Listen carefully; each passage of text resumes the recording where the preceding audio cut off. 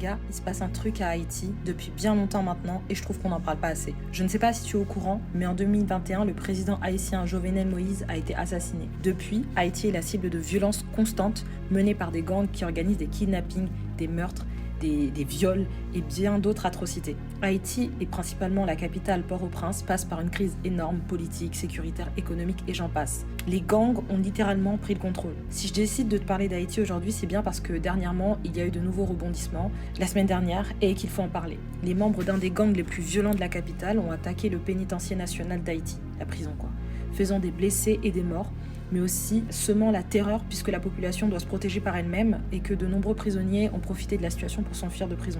À l'heure où je vous parle, il y a des prisonniers qui se baladent à Haïti et des gens qui tentent de survivre entre les différentes balles perdues qui se propagent dans le pays. Les gangs souhaitent que le Premier ministre lâche ses fonctions.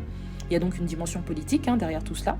À l'heure du chaos, le Premier ministre il était en déplacement politique au Kenya pour la signature d'un accord donné par l'ONU afin d'accorder au Kenya l'autorisation d'envoi de 1000 policiers kenyans à Haïti dans le cadre donc d'une mission internationale. Face à la situation actuelle, les établissements scolaires, les établissements publics ont interrompu leur activité. Certains étudiants de université ont même été pris en otage avant d'être lâchés. D'autres ont même été blessés.